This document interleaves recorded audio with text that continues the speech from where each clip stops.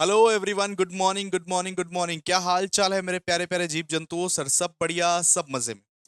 दोस्तों, आज हम लोग कॉर्पोरेट अकाउंटिंग का एक नया चैप्टर करने वाले हैं जिसका नाम है दोस्तों redemption of preference share. Redemption of preference share, ये चैप्टर आपके सीयू के लिए बहुत ज्यादा इंपॉर्टेंट है। हर साल पूछता है, इस चैप्टर में से क्वेश्चन हर साल पूछता है, इसको स्किप नहीं कर सकते आप। और दोस्तों, मैं आप लोगों को बता दूं कि इस चैप्टर में से या तो 10 मार्क्स के क्वेश्चंस या तो 15 मार्क्स के क्वेश्चंस पूछे जाएंगे। ठीक है, जैसे आप लोगों को पता है कि 10 मार्क्स के 3 क्वेश्चंस है और 15 मार्क्स के भी 3 क्वेश्चंस है। तो मैक्सिमम चांस है कि 10 मार्क्स का ही आएगा। मैक्सिमम चांस है कि रिडेम्पशन ऑफ प्रेफरेंस शेयर से 10 मार्क्स का ही आएगा, लेकिन हो सकता है 15 मार्क्स का भी आ सकता है। इसलिए आप लोग बहुत बढ़िया तरीके से प्रिपेयर कीजिएगा, ये चैप्टर को सीखने की कोशिश कीजिएगा अच्छे से। सबसे पहले भैया ये बताइए कि रिडेम्पशन का मतलब क्या होता है? रिडेम्पशन का मतलब आप प्रेफरेंस शेयर कभी ना कभी खरीदे होंगे, 20 साल पहले, 10 साल पहले। एक शेयर होल्डर जब प्रेफरेंस शेयर खरीदता है, मतलब 20 साल 10 साल पहले आप खरीदे होंगे। अब फाइनली अगर कंपनी अपने शेयर होल्डर्स को पे बैक करती है, कंपनी अपने शेयर होल्डर्स को शेयर कैपिटल का पैसा देती है, लौटा देती है, उसको हम लोग दोस्तों बोलते हैं रिडेम्पशन। रिडेम्पशन का मतलब है कि आप एक कंपनी हो और आप अपने शेयर होल्डर को पैसा लौटा रहे हो कि लो भाई, तुम्हारा पैसा हमने लौटा दिया। तुमने जो प्रेफरेंस शेयर पे इन्वेस्ट किया था 20 साल पहले, हमने तुम्हारा पैसा लौटा दिया। ठीक है, जब एक कंपनी अपने शेयर होल्डर्स को पैसा लौटा देती है, उसको हम लोग दोस्तों बोलते हैं रिडेम्पशन। रिडेम्पशन मतलब कभी ना कभी तुम प्रेफरेंस शेयर खरीदा होगा। मतलब मान लो कि 10 साल 20 साल पहले आपने प्रेफरेंस शेयर खरीदा, उसका एक्सपायरी था 20 साल का। अब 20 साल बाद कंपनी वो पैसा आपको लौटाएगी ना, वो कैपिटल आपको लौटाएगी ना। जब कंपनी अपने शेयर होल्डर्स को वो कैपिटल का जो पैसा है वो लौटा देती है, उसको हम लोग दोस्तों बोलते हैं रिडेम्पशन। रिडेम्पशन उसको हम लोग बोलते हैं, रिडेम्पशन उसको हम लोग बोलते हैं। तो दोस्तों आइए, कॉपी में लिखिए, कॉपी खोल लीजिए और कॉपी में आप लोग लिखिए। सबसे पहला हेडिंग डालिए मीनिंग। सबसे पहला हेडिंग डालिए मीनिंग। अच्छे से लिखिए आप लोग। मैं भी नोट्स बना के आया हूं, पूरा अच्छे से लिखवा दूंगा आप लोगों को, अच्छे से पूरा समझा दूंगा आप लोगों को। बहुत इंटरेस्टिंग चैप्टर है, कुछ टफ नहीं है, बहुत इजी है। बहुत इजी चैप्टर है दोस्तों। देखिए जरा ध्यान से लिखिए। Redemption, redemption of preference share, redemption of preference share, redemption of preference share means the company, means the company, means the company pays back, pays back the preference share capital, the preference share capital. कि भाई तूने जो preference share में पैसा लगाया था, मैं वो लौटा रहा हूं, ऐसा कंपनी बोलता है कि ए शेयर होल्डर, ये तूने जो प्रेफरेंस शेयर में पैसा लगाया था 20 साल पहले, मैं वो लौटा रहा हूं प्रीमियम पे या पार पे, कुछ भी। ठीक है, तो redemption of preference share means the company pays back the, company pays back the preference share capital, preference share capital. लिखो लिखो लिखो, आप लोग लिखो। Preference share capital to the shareholder, to the shareholder on a fixed date, on a fixed date, on a fixed date, or after a specific period, after a specific period, after a specific period। Example देके समझाऊंगा, आप चिंता मत कीजिए, example देके समझाऊंगा, चिंता मत कीजिए। आफ्टर ए स्पेसिफिक पीरियड, फिर लिखिए एक company can not issue, cannot issue irredeemable preference share, irredeemable preference share. PS का मतलब प्रेफरेंस शेयर, पीएस का मतलब क्या होता है? Preference share. पीएस का मतलब प्रेफरेंस शेयर, ठीक है।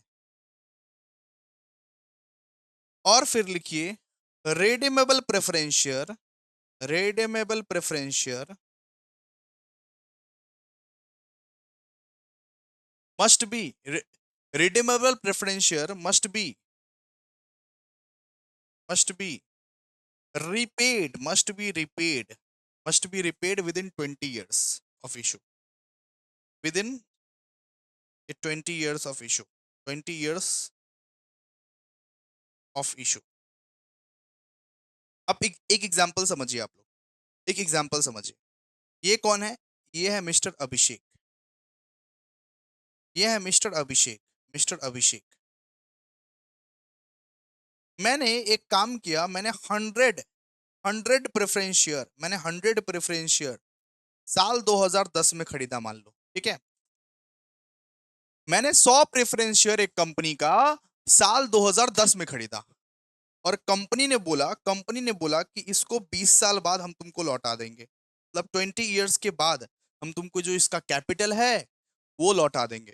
तो हमको कब मिलेगा वो? 2030 में, 2030 में उसका वैल्यू हमको मिल जाएगा, उसका कैपिटल हमको मिल जाएगा, उसका जो भी कैपिटल चल रहा होगा 2030 में वो हमको मिल जाएगा। वो कंपनी बोला कि 20 साल के बाद हम रिडीम करेंगे, 20 साल के बाद हम रिडीम करेंगे। हम 2010 में खरीदा कितना शेयर? 100 preference share. 2010 में हम 100 प्रेफरेंस शेयर खरीदा। अब कंपनी बोल रहा है कि 20 साल बाद या 19 साल बाद, 18 साल बाद, 17 साल बाद, वो कंपनी टाइम देगा। वो कंपनी बोला कि 15 साल बाद इसका मैच्योरिटी होगा, 15 साल बाद इसका एक्सपायरी होगा, आपको तब पूरा का पूरा कैपिटल मिल जाएगा, आपको तब पूरा का पूरा कैपिटल मिल जाएगा।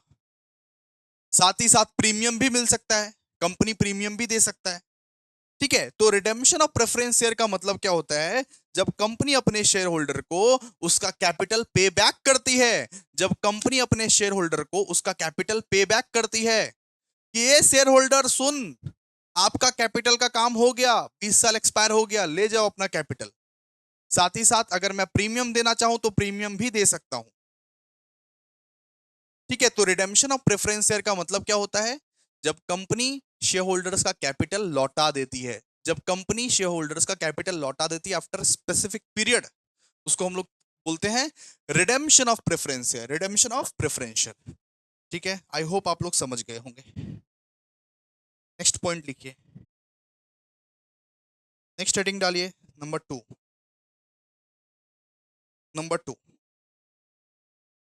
इंपॉर्टेंट पॉइंट्स, इंपॉर्टेंट पॉइंट्स लिखिए पहले, उसके बाद समझाता हूं, लिखिए पहले उसको। रिडेम्पशन का मतलब क्या होता है? जब कंपनी शेयर होल्डर्स को अपना कैपिटल, जो शेयर होल्डर्स ने जो कैपिटल लगाया था 10 साल, 20 साल, 15 साल ये पहले, उस कैपिटल को जब लौटा देती है एक कंपनी, उसको हम लोग क्या बोलते हैं? रिडेम्पशन, ठीक है। इंपॉर्टेंट पॉइंट्स ए नंबर में लिखिए, redemption of preference share,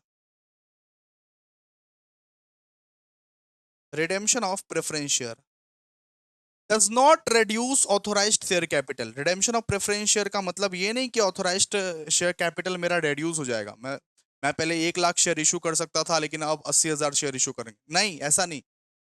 redemption of preference share does not reduce authorised share capital,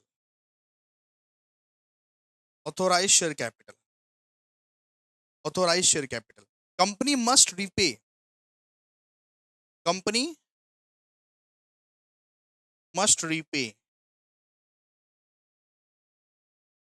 the preference share amount, preference share amount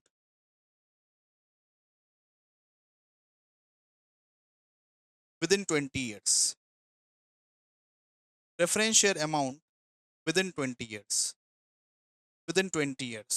मतलब यहाँ पे क्या बोला गया है? यहाँ पे बोला गया है कि रिडेम्पशन ऑफ प्रेफरेंस शेयर का ये मतलब नहीं है कि ऑथोराइज शेयर कैपिटल का वैल्यू घट जाएगा, ऑथोराइज शेयर कैपिटल जितना था उतना ही रहेगा। रिडेम्पशन ऑफ प्रेफरेंस शेयर का कोई प्रभाव ऑथोराइज शेयर कैपिटल पर नहीं पड़ेगा, रिडेम्पशन ऑफ प्रेफरेंस शेयर का कोई प्रभाव ऑथोराइज शेयर कैपिटल पर नहीं पड़ेगा।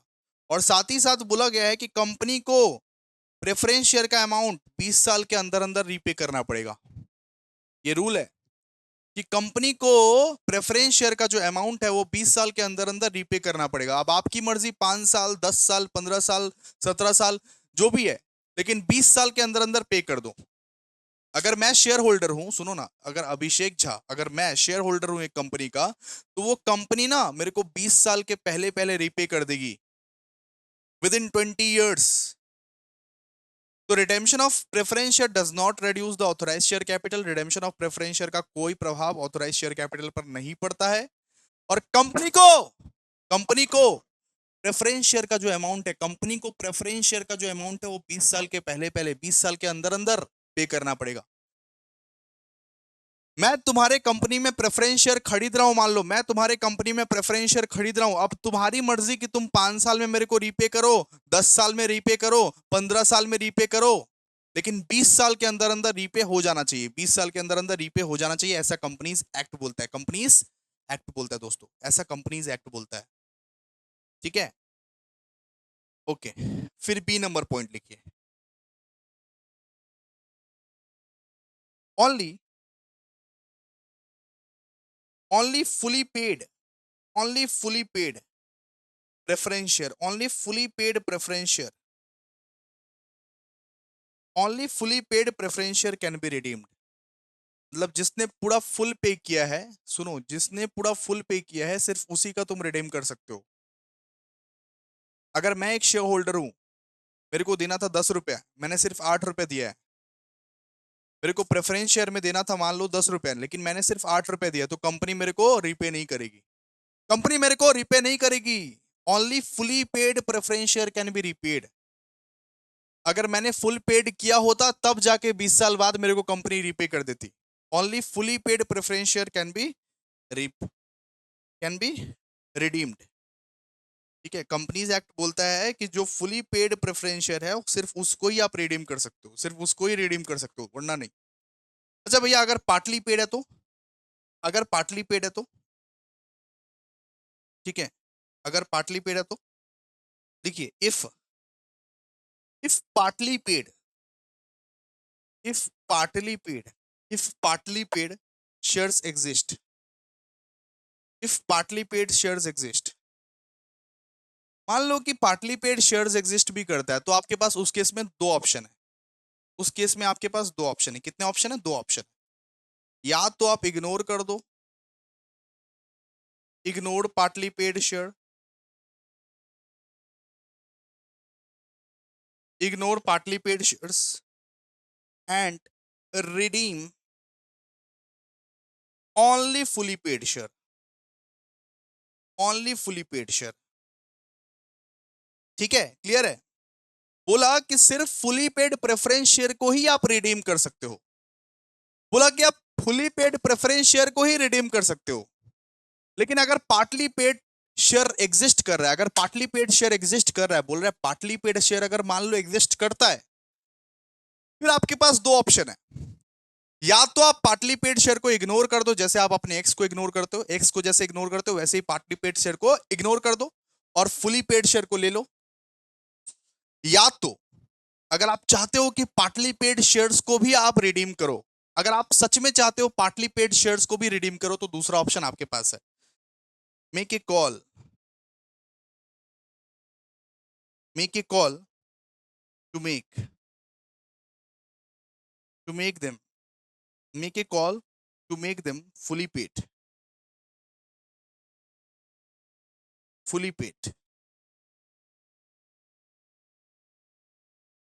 and redeem। बोला कि पार्टली पेड अप शेयर्स को भी, पार्टली पेड शेयर्स को भी आप रिडीम अगर करना चाहते हो, तो एक काम करो, कॉल कर लो। ठीक है, कॉल का एंट्री पास कर लो, कॉल का ड्यू और रिसीव वाला एंट्री पास कर लो। जो भी कॉल बचा हुआ है, फाइनल कॉल बचा हुआ है ना, अरे भैया 10 रुपया की जगह 8 रुपए ही दिए हैं, तो 2 रुपया का कॉल का एंट्री पास कर लो, ड्यू का और रिसीव का एंट्री पास कर लो। ठीक है, उसके बाद आप रिडीम कर दो, उसके बाद आप रिडीम कर दो। वापस समझाता हूं, सुनो। बोला है कि only fully paid preference share can be redeemed, सिर्फ और सिर्फ फुली पेड प्रेफरेंस शेयर ही तुम रिडीम कर सकते हो।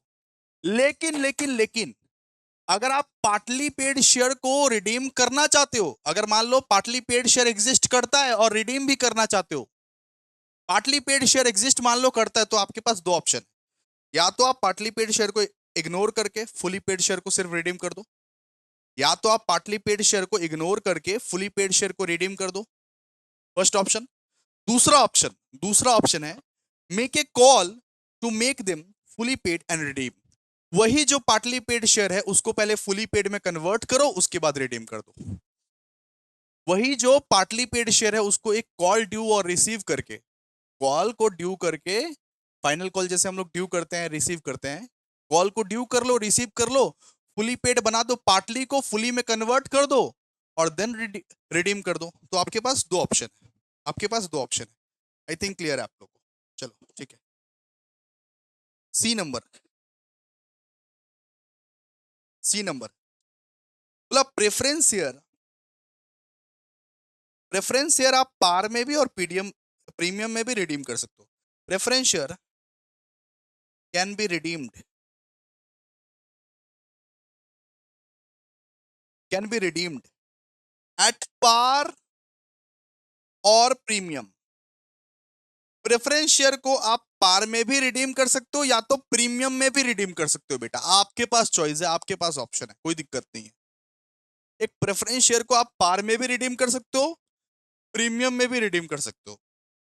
ठीक है, क्लियर है, ये सब सब इंपॉर्टेंट पॉइंट्स है। एक बार रिवाइज कीजिए आप लोग, आगे के पॉइंट्स लिखते हैं। ओके, सो देखिए हमने लास्ट पॉइंट क्या लिखा, लास्ट पॉइंट लिखा कि प्रीमियम शेयर, प्रेफरेंस शेयर को, प्रेफरेंस शेयर को हम पार में भी रिडीम कर सकते हैं, प्रीमियम में भी रिडीम कर सकते हैं। अब अगर प्रीमियम में रिडीम करेंगे तो कंपनी को एक्स्ट्रा पैसा देना पड़ेगा। प्रीमियम में अगर कंपनी रिडीम करता है, अगर कंपनी 100 रुपए के बदले 125 रुपए देता है, मान लो प्रीमियम में देता है, तो कंपनी को अपना पॉकेट से पैसा खर्चा करना पड़ेगा। तो अब नेक्स्ट टॉपिक वही पढ़ेंगे हम लोग कि अगर हम लोगों को प्रीमियम में देना है तो कौन कौन सा रिजर्व से हम लोग राइट ऑफ कर सकते हैं, कौन कौन सा रिजर्व से निकाल के प्रीमियम में हम लोग देंगे।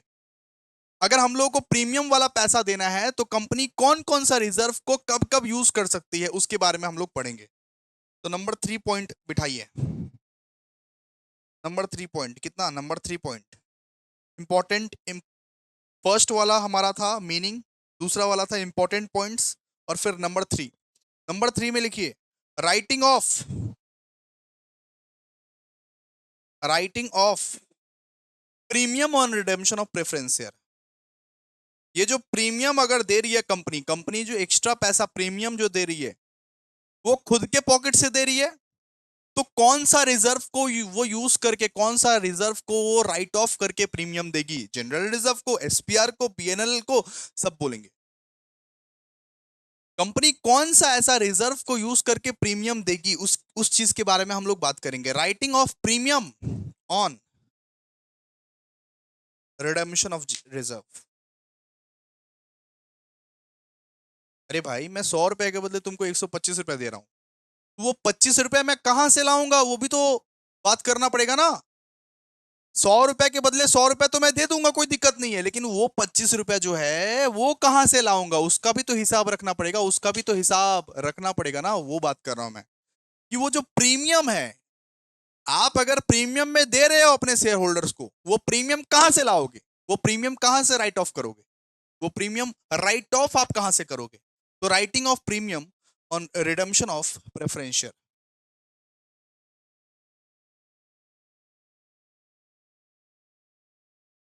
ठीक है,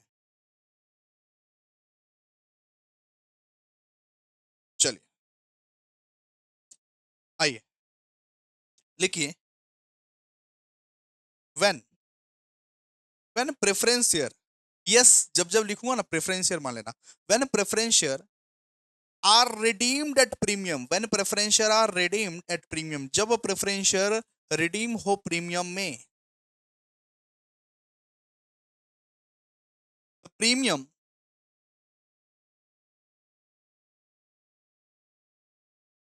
is treated as, is treated as capital loss। बोला कि जब जब प्रेफरेंस शेयर प्रीमियम में रिडीम हो, मैं एक कंपनी हूं मान लो, मेरे को 100 रुपए दिया तुम और मैं तुमको 125 रुपए दे रहा हूं, तो ये मेरा कैपिटल लॉस है ना। 100 रुपया दिया तुम और मैं उसके बदले में 100 नहीं दे रहा हूं, उसके बदले में कंपनी 125 दे रही है, 25 रुपए एक्स्ट्रा दे रही है, तो कंपनी का तो ये कैपिटल लॉस हुआ। तो कंपनी कौन सा रिजर्व से, कौन सा रिजर्व, कौन सा खजाना से पैसा निकाल के देगी, उसका बात हो रहा है यहाँ पे। When preference share are redeemed at premium, the premium is treated as capital loss। फिर लिखिए the premium the premium must be written off the premium must be written off using the following funds. मतलब ये following funds जो अभी लिखवाने वाले हैं उसको आप यूज करके प्रीमियम का चुकता कर सकते हो। ये कुछ फॉलोइंग फंड्स है उसको आप यूज करके आप प्रीमियम का चुकता कर सकते हो। The premium must be written off using the following funds using the following funds.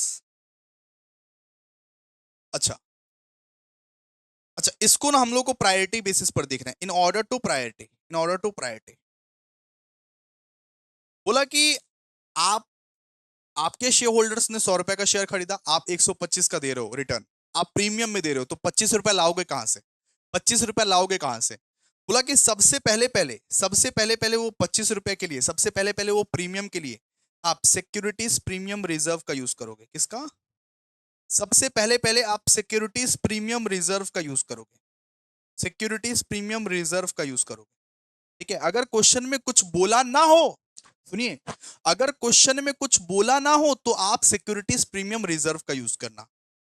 ठीक है, वो प्रीमियम को चुकाने के लिए, वो 25 रुपए एक्स्ट्रा जो है उसको चुकाने के लिए सिक्योरिटीज प्रीमियम रिजर्व का यूज करना। अगर क्वेश्चन में कुछ बोला ना हो कि किसको यूज करना है किसको नहीं यूज करना है, बोला ना हो क्वेश्चन में, इफ क्वेश्चन इज साइलेंट, सबसे पहला पहला आप सिक्योरिटीज प्रीमियम रिजर्व का यूज करना इफ क्वेश्चन इज साइलेंट। ठीक है, और इसमें एक बात ध्यान रखना, ओनली ओनली यूज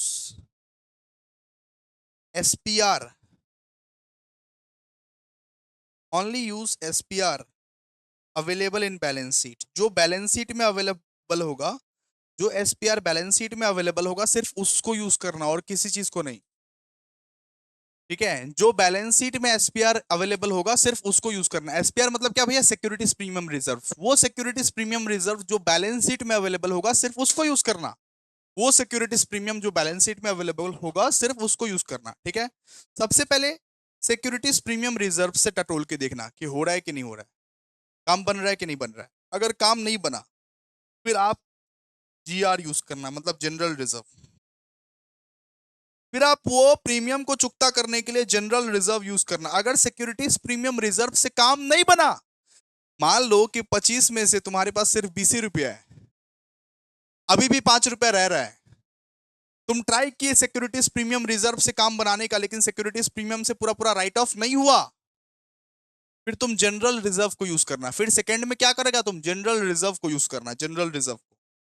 और अगर जनरल रिजर्व भी खत्म हो गया देन आप प्रॉफिट एंड लॉस अकाउंट को यूज कर सकते हो, पीएल अकाउंट को यूज कर सकते हो। प्रॉफिट एंड लॉस अकाउंट को आप लास्ट में यूज करना, प्रॉफिट एंड लॉस अकाउंट को आप लास्ट में यूज करना। ठीक है, क्लियर है? क्लियर है बाबू? प्रॉफिट एंड लॉस अकाउंट को आप लास्ट में यूज करना।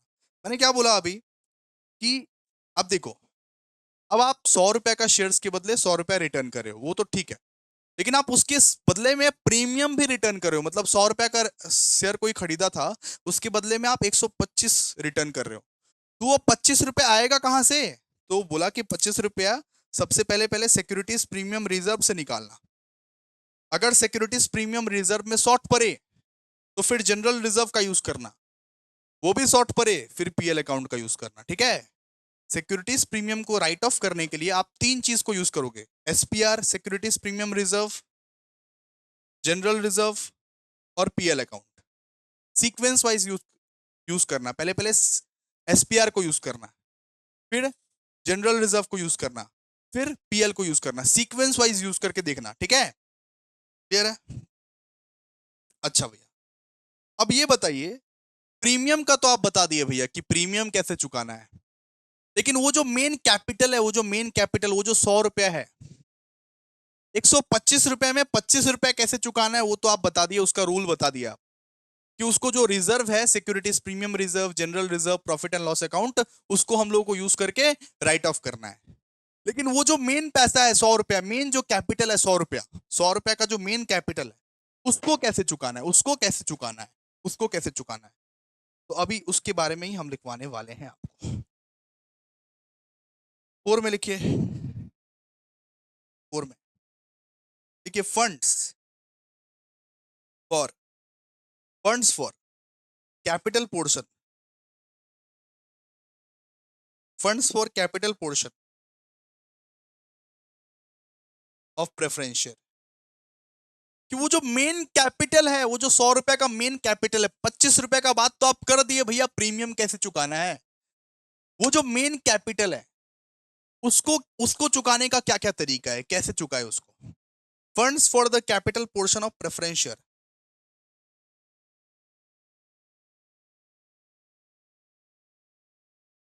प्रेफरेंस शेयर, ठीक है। देखिए यहां पे बोला गया है कि आप कैपिटल पोर्शन को चुकाने के लिए दो चीज का यूज कर सकते हो, दो चीज का यूज कर सकते हो। कितना क्या? दो चीज का यूज कर सकते हो आप। कैपिटल को चुकाने के लिए 100 रुपए का कोई शेयर खरीदा है तो बेसिकली वो 100 रुपए को चुकाने के लिए, 100 रुपए को चुकाने के लिए आप दो चीज का यूज कर सकते हो। আপনি দুটো জিনিসের ইউজ করতে পারো। কোনটা? প্রথমে proceeds from, proceeds from fresh issue of equity share and preference share। सबसे पहले पहले तो आप लोग इक्विटी एंड प्रेफरेंस शेयर में जो नया नया पैसा आया है, नया नया जो इशू किए हो और पैसा आया है उसको आप यूज कर सकते हो, ठीक है। मतलब बोला है कि वो जो 100 रुपया है, मेन जो 100 रुपया कैपिटल पोर्शन है, उसको चुकाने के लिए आप क्या क्या करोगे। तो सबसे पहले इक्विटी और प्रेफरेंस शेयर जो है उसमें जो नया नया पैसा आया है आप लोगों को, उसका आप यूज कर सकते हो। Proceeds from fresh issue of equity and preference share, फटाफट इशू कर दो। इक्विटी शेयर और प्रेफरेंस शेयर को जल्दी जल्दी इशू इशू करो। इक्विटी शेयर और प्रेफरेंस शेयर को जल्दी जल्दी इशू करो और वहां से जो पैसा आया उसमें एडजस्ट कर दो, क्या दिक्कत है। उस पैसे को आप यूज कर सकते हो। या तो आप इस पैसे को यूज करो या तो आप फ्री रिजर्व का यूज करो। फ्री रिजर्व क्या होता है क्या नहीं होता है सब बताएंगे आप लोगों को, ठीक है। बोला है कि capital portion of preference share को चुकाने के लिए कहां से फंड आएगा। Capital portion of preference share को चुकाने के लिए कहां से फंड आएगा। कंपनीज एक्ट बोलता है, कंपनीज एक्ट बोलता है कि या तो आप इक्विटी शेयर और प्रेफरेंस शेयर को जल्दी जल्दी नया नया तरीका से इशू करो, मतलब कि फ्रेश इशू करो इक्विटी और प्रेफरेंस शेयर, वहां से जो पैसा इकट्ठा होता है उससे आप रिडीम कर दो, उससे आप रिडेम्पशन कर दो, उससे आप चुका दो अपना कैपिटल पोर्शन। या तो आप फ्री रिजर्व का यूज करो, फ्री रिजर्व का यूज करो। दो ही चीज का आप यूज कर सकते हो, कौन सा? Proceed from fresh issue of equity and preference share, या तो आप फ्री रिजर्व का यूज कर रहे हो, ठीक है। वहां से आपका कैपिटल पोर्शन का फंड्स आ जाएगा। भैया अभी तक क्या क्या पढ़ा? अभी तक हमने पढ़ा कि अगर एक कंपनी अपने शेयर होल्डर को प्रीमियम देना चाहती है कि 100 रुपए का शेयर खरीदा था 10 साल पहले शेयर होल्डर, मैं दे रहा हूं 125 रुपया। 100 रुपए का शेयर खरीदा था, मैं दे रहा हूं 125 रुपए, तो 25 रुपए क्या मैं अपने जेब से दूंगा क्या? कहां से दूंगा? ऐसा कंपनीज एक्ट बोलता है, ऐसा कंपनीज एक्ट बोलता है कि वो 25 रुपए के लिए आप लोग ये फॉलोइंग रिजर्व्स, फॉलोइंग फंड्स को यूज कीजिए। सबसे पहले पहले सिक्योरिटीज प्रीमियम रिजर्व को यूज करना अगर क्वेश्चन में है तो, फिर जनरल रिजर्व को यूज करना, फिर पीएल अकाउंट को यूज करना, फिर पीएल अकाउंट को यूज करना। अच्छा ओके, फिर बोला है कि वो 25 रुपए का बात तो हो गया, लेकिन वो मेन जो कैपिटल है 100 रुपया, मेन जो कैपिटल है 100 रुपया, उसको उसको कैसे यूज करें, मतलब उसको कैसे चुकाएं, उसको क्या क्या करके चुकाएं। तो वो बोला कि वो जो 100 रुपया है, आप 125 में से 25 का बात तो कर लिए, लेकिन वो जो मेन कैपिटल है, मेन कैपिटल को आप चुका सकते हो फटाफट से फ्रेश इशू करो इक्विटी एंड प्रेफरेंस शेयर का। अब कंपनी क्या करती है कि नया नया इक्विटी शेयर्स और प्रेफरेंस शेयर को बेचती है, फ्रेश इशू कर दो इक्विटी और प्रेफरेंस शेयर का। या तो आप फ्रेश इशू कर सकते हो इक्विटी एंड प्रेफरेंस शेयर का, ठीक है, या तो आप फ्री रिजर्व में से यूज कर सकते हो, फ्री रिजर्व में से यूज कर सकते हो, ठीक है। अब फ्री रिजर्व क्या होता है वो आगे आगे देखिए, आप लोगों को सब पता चल जाएगा। अच्छे से नोट्स बनाइएगा, ठीक है। लेकिन इसमें आप लोगों को कुछ कुछ चीज इग्नोर करना है। इग्नोर, इसमें आप लोगों को कोई कोई चीज इग्नोर करना है। डोंट कंसीडर बोल सकते हो, इग्नोर या डोंट कंसीडर बोल सकते हो। इग्नोर लाइक योर एक्स, कोई कोई चीज को इग्नोर करना है इसमें। मतलब मतलब इन सब चीज का यूज मत करना कैपिटल पोर्शन के लिए, इन सब चीज का यूज मत करना। कौन सा भैया? अगर आप लोगों को क्वेश्चन में fresh issue of debenture and bonds दिया रहे, उसको यूज मत करना कैपिटल पोर्शन के लिए, उसको यूज मत करना कैपिटल पोर्शन के लिए। अगर क्वेश्चन में fresh issue of debenture and bonds दिया रहे तो उसको यूज मत करना कैपिटल पोर्शन के लिए। बैंक लोन दिया रहे तो इसको यूज मत करना, ठीक है। और मान लो कि कोई फिक्स्ड असेट तुम बेचे हो, कोई फिक्स्ड असेट तुम बेचे हो, sale proceeds of fixed asset, FA का मतलब fixed asset, sale proceeds of fixed asset and investment, इसको यूज मत करना, इसको यूज मत करना। वापस से बताइए सर। बोला कि कैपिटल पोर्शन, प्रीमियम का तो बात हो गया, प्रीमियम का आप लोग सिक्योरिटीज प्रीमियम यूज कर सकते हो, जनरल रिजर्व यूज कर सकते हो, फिर भी नहीं हुआ तो पीएल अकाउंट यूज कर सकते हो प्रीमियम के लिए। लेकिन वो जो भैया 100 रुपए का बात बताए, तो वो 100 रुपया आएगा कहां से? वो 100 रुपया आएगा कहां से? वो कैपिटल पोर्शन का जुगाड़ कहां से करे? Funds for capital portion of preference share, वो कैपिटल पोर्शन का जुगाड़ कहां से करे? तो कैपिटल पोर्शन के लिए बोला गया है मेरा बेटा जी, बोला कि proceeds from fresh issue of equity and preference share. मतलब आप सिर्फ इक्विटी एंड प्रेफरेंस शेयर को इशू करो, वहां से जो पैसा इकट्ठा होता है उसको आप यूज कर सकते हो capital portion of preference share के रिडेम्पशन में। वो 100 रुपए को चुकाने के लिए आप एक काम करो, जल्दी जल्दी फ्रेश इशू करो, इक्विटी शेयर और प्रेफरेंस शेयर को बेचो, और बेच के जो पैसा आए उसको आप लगा सकते हो रिडेम्पशन ऑफ प्रेफरेंस शेयर के लिए। या तो आप इसको यूज कर लो, या तो आप फ्री रिजर्व को यूज कर लो, मतलब दो ही चीज को आप यूज कर सकते हो, दो ही चीज को आप यूज कर सकते हो, proceed from fresh issue of equity and preference share या तो फ्री रिजर्व्स। लेकिन इनमें ये सब चीज को कंसिडर मत करना, इनमें ये सब चीज को कंसिडर मत करना। अगर क्वेश्चन में fresh issue of debenture and bonds है, मत लेना कैपिटल पोर्शन के लिए। बैंक लोन है, मत लेना कैपिटल पोर्शन के लिए। Sale proceeds of fixed asset, मतलब फिक्स्ड असेट और इन्वेस्टमेंट बेच के कुछ पैसा कमाए हो तो उसको मत लेना, ठीक है, ऐसा कंपनीज एक्ट बोलती है। कंपनीज एक्ट बोलती है कि कैपिटल पोर्शन को चुकाने के लिए सिर्फ आप दो चीज का यूज कर सकते हो। कौन कौन सा sir? Proceeds from fresh issue of equity and preference share और फ्री रिजर्व का यूज कर सकते हो। और ये सब मत लेना, ये सब मत लेना, fresh issue of debenture and bonds मत लेना, बैंक लोन मत लेना, sale proceeds of fixed assets and investment, ये सब मत लेना कैपिटल पोर्शन को चुकाने के लिए, कैपिटल पोर्शन को चुकाने के लिए ये सब मत लेना, ठीक है। डन भैया, ओके, क्लियर है भैया। चलिए आइए नेक्स्ट। कौन सा चलेगा अभी? फिफ्थ, 5 नंबर पॉइंट चलेगा, 5 नंबर पॉइंट। लिखिए most important points, most important points, most important points. लीजिए सबसे पहले पहले लीजिए, लिखिए use only, use only these free reserves, these free reserves, these free reserves for preference share redemption, preference share redemption। Sir ji आप बताए थे कि capital portion of preference share को चुकाने के लिए, capital portion of preference share को चुकाने के लिए मतलब वो 100 रुपया चुकाने के लिए आप बोले थे कि दो चीज का यूज कर सकते हैं, एक तो proceeds from fresh issue of equity and preference share, और दूसरा आप बोले थे फ्री रिजर्व। लेकिन फ्री रिजर्व में कौन कौन सा रिजर्व लेना है, क्या क्या लेना है, फ्री रिजर्व में कौन कौन सा आइटम लेना है, ये तो बता दीजिए सर, ये तो बता दीजिए कि फ्री रिजर्व में कौन कौन सा आइटम हम लोग ले सकते हैं। तो देखिए use only these free reserves for preference share redemption, सिर्फ इन फ्री रिजर्व्स को यूज करना है, जो फ्री रिजर्व्स में लिखने जा रहा हूं, जो फ्री रिजर्व्स में लिखने जा रहा हूं अभी सिर्फ उसका यूज करना है, और अदरवाइज किसी का भी नहीं, ठीक है। किसका किसका भैया, किसका किसका? सबसे पहले पहले तो भैया पीएल अकाउंट, पीएल अकाउंट को यूज कीजिए। फ्री रिजर्व्स के नाम पे आप पीएल अकाउंट का यूज कर सकते हो, ओके।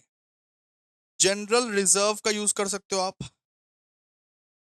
जनरल रिजर्व का यूज कर सकते हो आप, ठीक है। या फिर रिजर्व फंड का भी यूज कर सकते हो आप, जनरल रिजर्व और रिजर्व फंड। मैं अभी बता रहा हूं कि फ्री रिजर्व के नाम पे कौन कौन सा रिजर्व को आप यूज करोगे। पीएल अकाउंट को यूज कर लेना, जनरल रिजर्व और रिजर्व फंड को यूज कर लेना, या आप डिविडेंड इक्वलाइजेशन फंड को यूज कर सकते हो। नाम याद रखना, dividend, dividend, dividend equalisation fund का आप यूज कर सकते हो, डिविडेंड इक्वलाइजेशन फंड का आप यूज कर सकते हो। ठीक है, क्लियर है। फिर डिबेंचर रिडेम्पशन फंड का यूज कर सकते हो, डिबेंचर रिडेम्पशन फंड का यूज कर सकते हो। और और आप वर्कमैन कंपेंसेशन फंड का भी यूज कर सकते हो। किसका? Workman compensation fund, workman compensation fund का भी आप यूज कर सकते हो। मतलब भैया वापस बोलिए ना, क्या बोले आप? वापस बोलिए ना, क्या बोले? कि फ्री रिजर्व्स जो लिखा हुआ था, फ्री रिजर्व्स का आप यूज कर सकते हो। तो फ्री रिजर्व्स के नाम पे सिर्फ ये 5 फ्री रिजर्व्स को यूज करना। फ्री रिजर्व्स जब भी बोला रहे तो प्रेफरेंस शेयर रिडेम्पशन के केस में आप ये सिर्फ 5 फ्री रिजर्व्स को यूज करना। Use only these 5 free reserves. कौन कौन सा भैया? पीएल अकाउंट का आप यूज कर सकते हो, जनरल रिजर्व का यूज कर सकते हो, डिविडेंड इक्वलाइजेशन फंड का यूज कर सकते हो, डिवेंचर रिडेम्पशन रिजर्व का यूज कर सकते हो, वर्कमैन कंपेंसेशन फंड का यूज कर सकते हो। डिवेंचर रिडेम्पशन फंड, ये 5 रिजर्व को सिर्फ फ्री रिजर्व के नाम पे यूज करना। फ्री रिजर्व के नाम पे ये 5 रिजर्व को यूज करना। ठीक है, लिख दीजिए यहाँ पे, डोंट यूज। कुछ कुछ रिजर्व ऐसे हैं जिसको यूज नहीं करना है आप लोग को फ्री रिजर्व के नाम पे। कुछ कुछ रिजर्व ऐसे हैं जिसको यूज मत करना, don't use, don't use.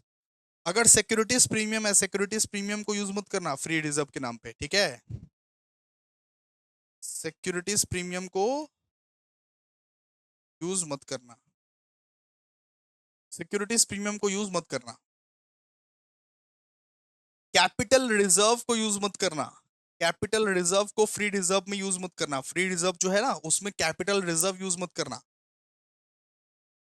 Investment allowance receive reserve को यूज मत करना। इन्वेस्टमेंट अलाउंस रिजर्व को यूज मत करना।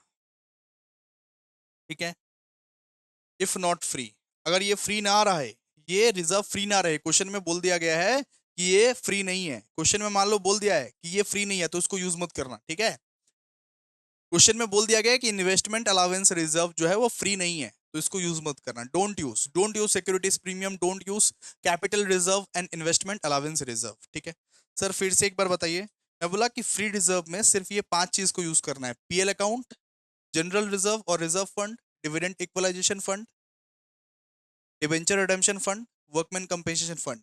सिक्योरिटीज प्रीमियम को यूज मत करना, कैपिटल रिजर्व को यूज मत करना और इन्वेस्टमेंट अलाउंस रिजर्व को यूज मत करना, यूज मत करना। ठीक है, फिर लिखिए number two important point, number two important point देखिए। Fresh issue, fresh issue of, fresh issue of shares, fresh issue of shares means,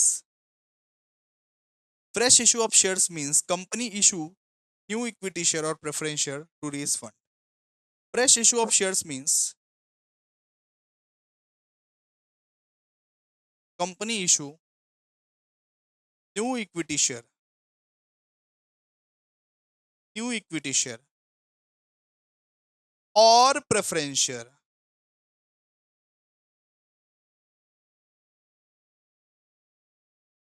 to raise fund.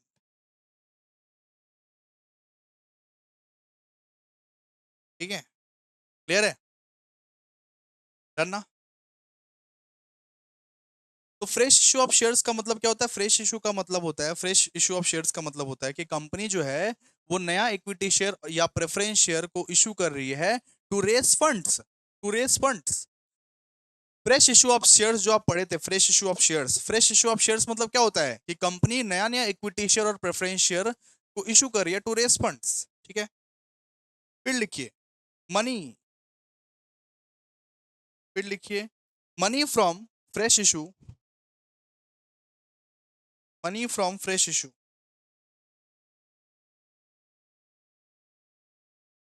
cannot be,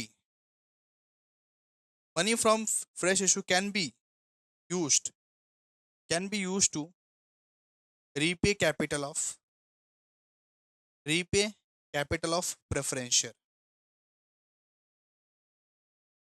मतलब बोला कि फ्रेश इशू का जो पैसा है उसको आप यूज कर सकते हो to repay capital of preference share. ठीक है, अगर आप प्रेफरेंस शेयर का पैसा चुकाना चाहते हो तो फ्रेश इशू का मनी आप यूज कर सकते हो, fresh issue of equity share and preference share का मनी आप यूज कर सकते हो।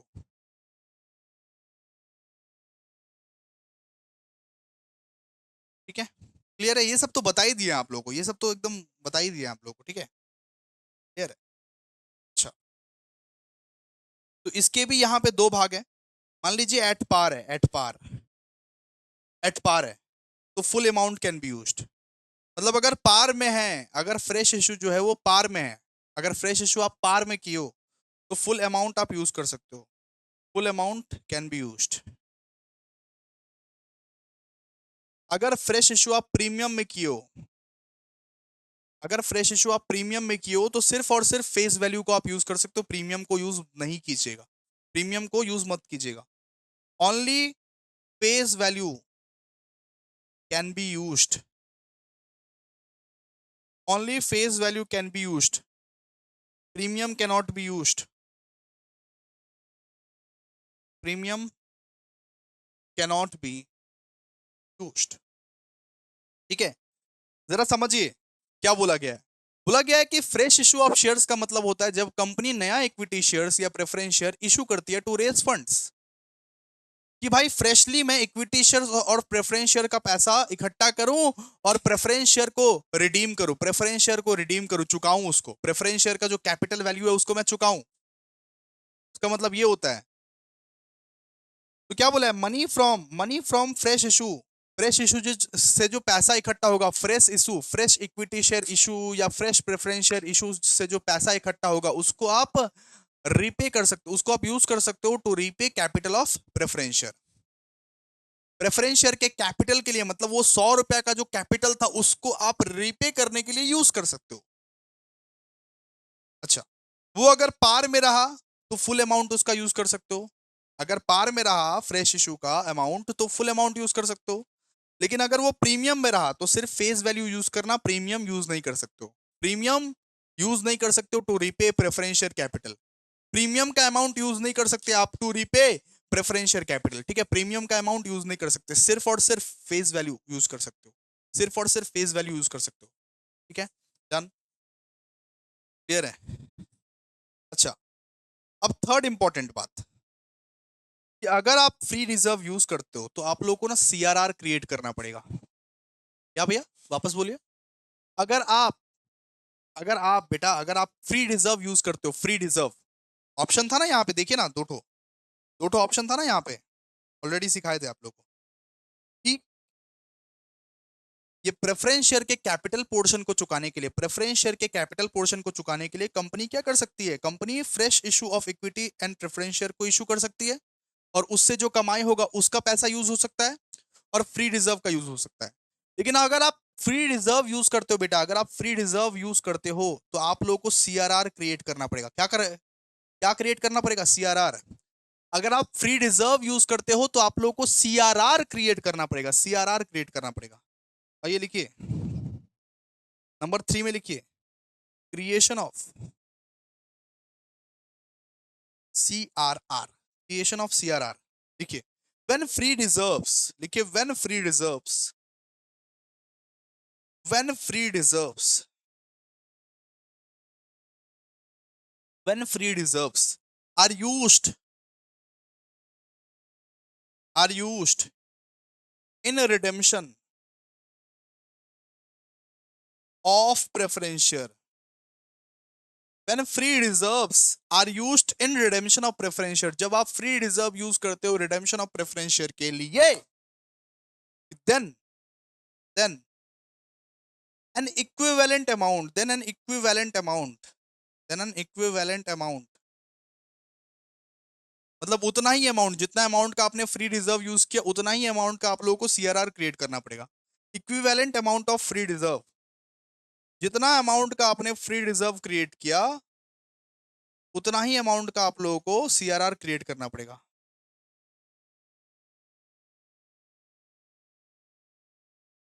Then an equivalent amount of free reserves should be transferred to should be should be transferred to a reserve known as CRR, known as CRR। CRR का मतलब क्या होता है? Capital redemption reserve, capital redemption reserve, capital redemption reserve. ठीक है, अगर आपने free reserve use किया है तो वो इक्विवेलेंट अमाउंट आप लोगों को ट्रांसफर करना पड़ेगा सीआरआर के अकाउंट में। अगर तूने फ्री रिजर्व यूज किया है, फ्री रिजर्व तूने यूज किया है टू पे back the preference share holder, okay, अगर तूने फ्री रिजर्व यूज किया टू पे back the preference share holder तो इक्विवेलेंट अमाउंट का आप लोगों को सीआरआर क्रिएट करना पड़ेगा। सीआरआर, सीआरआर का मतलब क्या होता है भैया? आप याद रखो कि कैपिटल रिडम्पशन रिजर्व आपको क्रिएट करना पड़ेगा, सीआरआर क्रिएट करना पड़ेगा, इसका जर्नल एंट्री पास करना पड़ेगा। These CRR, these CRR can be utilized only for, ये CRR को कैन बी यूटिलाइज्ड, ये सीआरआर को आप फुली पेड बोनस शेयर के लिए सिर्फ यूटिलाइज कर सकते हो। ये सीआरआर को आप फुली पेड बोनस शेयर के लिए ही सिर्फ यूटिलाइज कर सकते हो। This CRR can be utilised for only fully paid bonus share, fully paid bonus share, fully paid bonus share के लिए इसको यूटिलाइज कर सकते हो। मतलब इसका मतलब क्या है भैया? इसका मतलब भैया है कि अगर आप फ्री रिजर्व यूज करते हो, अगर आप फ्री रिजर्व को यूज किया, फ्री रिजर्व को यूज किया to repay the preference shareholder, अगर तूने फ्री रिजर्व का यूज किया तो तुमको सीआरआर कंपलसरी क्रिएट करना पड़ेगा, सीआरआर तुमको क्रिएट करना पड़ेगा। फ्री रिजर्व का तूने अगर यूज किया then you have to create, इतना बस याद रखो, then you have to create what, then you have to create CRR. ठीक है, फ्री रिजर्व का तूने यूज किया तो तुमको यूज कर, तो तुमको क्रिएट करना पड़ेगा सीआरआर, सीधा सा बात है। ठीक है, डन। आई होप आप लोग समझ गए होंगे। चलिए नेक्स्ट, अब बात करते हैं जर्नल एंट्रीज का। अब हम लोग बात करेंगे दोस्तों जर्नल एंट्रीज का, जरा ध्यान से जरा देखिएगा जर्नल एंट्रीज, जर्नल एंट्रीज कुल मिला के आप लोगों को दोस्तों ज्यादा नहीं 10, ज्यादा नहीं, मैं 10 जनरल एंट्रीज आप लोगों को सिखाऊंगा, 10, बस 10 जनरल एंट्रीज आप लोगों को सिखा दूंगा, बस हो गया बात खत्म। इसी से पूरा का पूरा क्वेश्चंस बनेगा, इसी से पूरा का पूरा क्वेश्चंस बनेगा। भैया कितना जनरल एंट्री सिखाओगे आप? 10 एंट्री सिखाऊंगा, 10 एंट्री, 10 एंट्री। और इसको हम इसको हम पार्ट ए, पार्ट बी और पार्ट सी में बांटेंगे। देखिए पार्ट ए का जनरल एंट्रीज, अब पार्ट ए में हम, अब पार्ट ए में हम 4 बेसिक एंट्री सिखाएंगे, 4 बेसिक एंट्रीज। ठीक है, ये जनरल एंट्रीज पे आप लोगों का पूरा redemption of preference share base है। बस 10 एंट्री सिखाएंगे। अब part A, part B, part C, अब पार्ट ए में 4 सिखाएंगे, पार्ट बी में 4, फिर पार्ट सी में 2। जरा समझिए आप लोग, बेसिक एंट्रीज, 4 बेसिक एंट्रीज। मान लीजिए कि आपने इशू किया fresh issue of equity share, उसका क्या जनरल एंट्री होगा भैया? Fresh issue of equity share मतलब आपने इशू किया fresh issue of equity share, fresh issue of equity share याद करना पड़ेगा थोड़ा बहुत भी। ठीक है, तो इसका जनरल एंट्री बहुत सिंपल है। वो जो आप इश्यू ऑफ शेयर्स में रिसीव वाला जो लिखते थे ना, रिसीव वाला, वही कर दो। Bank account debited to equity share capital, अगर प्रीमियम रहा तो सिक्योरिटीज प्रीमियम। ठीक है, क्लियर है? इसका बहुत सिंपल एंट्री है। इश्यू ऑफ शेयर्स आप किए हो, इश्यू ऑफ शेयर्स के जो रिसीविंग वाला एंट्री होता था, रिसीविंग वाला एंट्री, रिसीविंग वाला जो एंट्री होता था, मतलब अगर इक्विटी शेयर इशू कर रहे हो तो इसका रिसीव वाला एंट्री क्या होता था? बोलो ना, होला। Bank account debited, bank account debited to equity share capital account, to equity share capital account. अगर प्रीमियम रहा तो प्रीमियम भी लिख देने का, to securities premium account, to securities premium account. बात समझ में आया? क्लियर है ना? तो सबसे पहला एंट्री हम लोग मारे fresh issue of equity share. अगर मान लो fresh issue of equity share हुआ है तो क्या, bank account debited to equity share capital account to securities premium. अगर रहा प्रीमियम तो प्रीमियम, नहीं रहा तो नहीं। ओके, फिर सेकंड वाला एंट्री मैंने क्या सिखाया था, मैंने क्या बोला था कि पार्ट ए में आप लोग को 4 एंट्री दिखाऊंगा। पार्ट ए में आप लोग को 4 एंट्री दिखाऊंगा। 4 एंट्री सबसे बेसिक है। मान लीजिए fresh issue of preference share है, बिल्कुल सेम टू सेम होगा। Fresh issue of preference share है, उसका एंट्री क्या मारेंगे sir? Fresh issue of preference share है, उसका एंट्री क्या मारेंगे भैया? उसका एंट्री मारेंगे bank account debited, bank account debited to, सुनिए सुनिए, bank account debited to preference share capital account. Equity share capital लिखते थे ना हम लोग, अब हम लोग क्या लिखेंगे? Preference share capital account, preference share capital account to, अगर सिक्योरिटीज प्रीमियम रहा तो सिक्योरिटीज प्रीमियम, नहीं रहा तो नहीं रहा, कोई दिक्कत नहीं है। सिक्योरिटीज प्रीमियम रहा तो securities premium.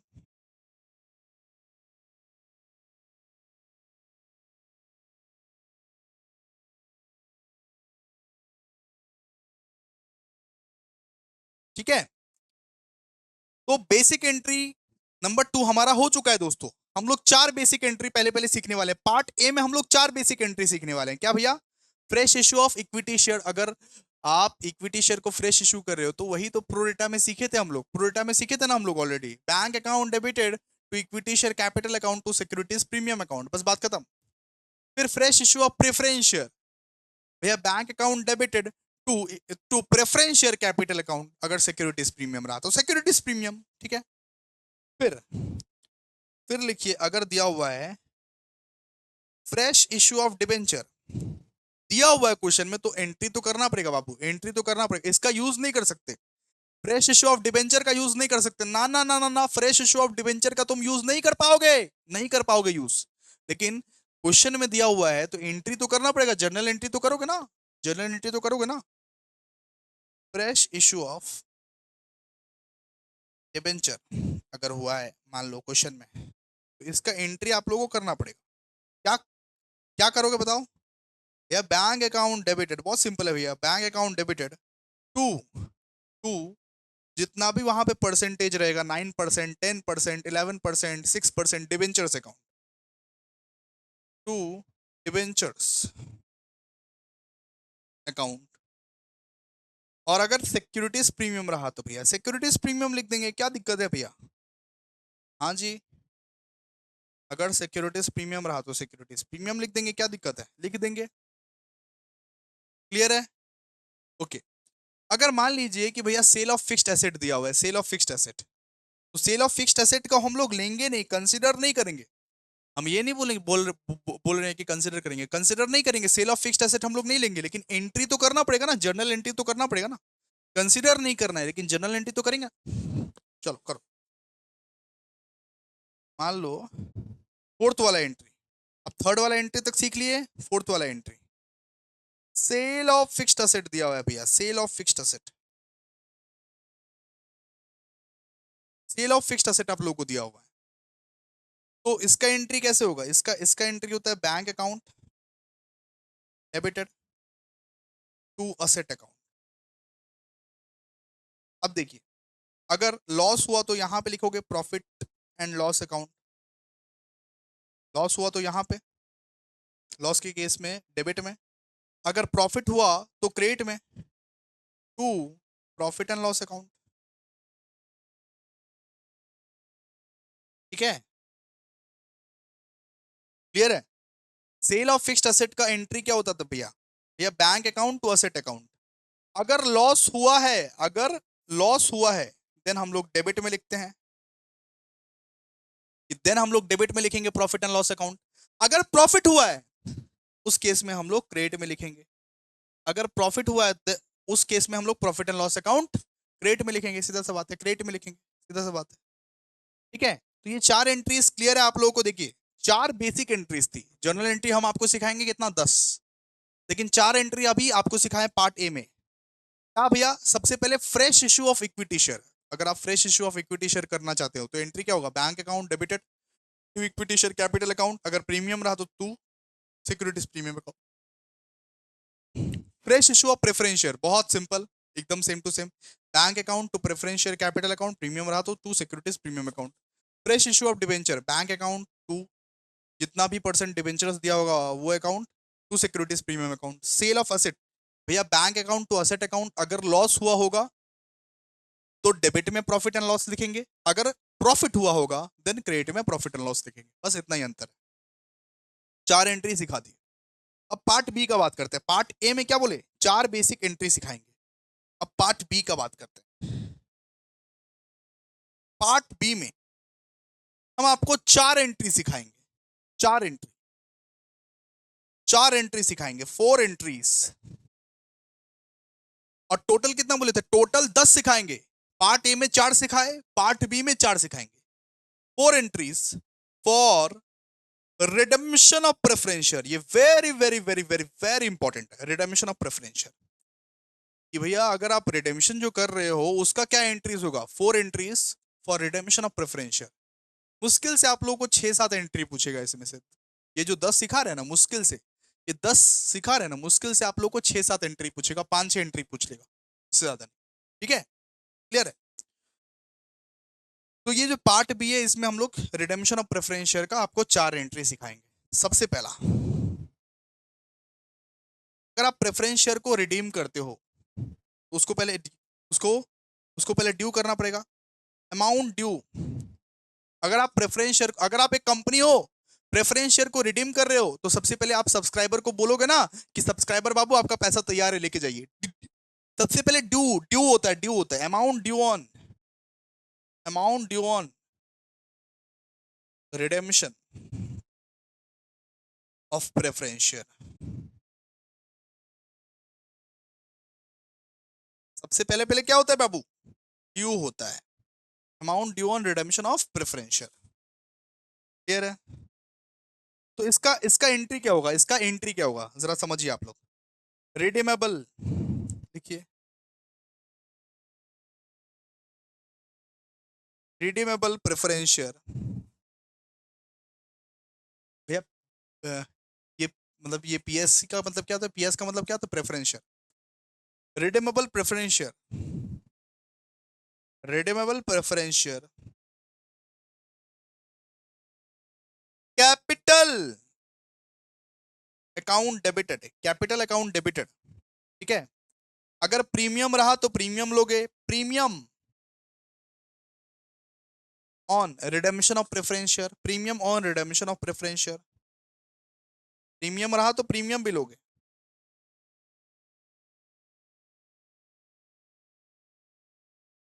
Share account debited. ठीक है, मैं क्या बोला कि रिडेम्पशन पार में भी हो सकता है, प्रीमियम में भी हो सकता है। प्रीमियम रहा, प्रीमियम अधिकतर में रहेगा, प्रीमियम रहेगा तो प्रीमियम भी लोगे, डेबिट में आएगा premium. Redeemable preference share capital account debited, premium on redemption of preference share account. ठीक है, premium on redemption of preference share account to,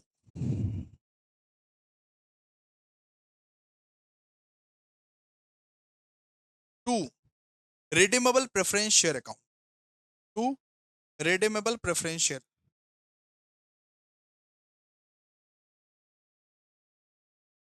to redeemable preference share account.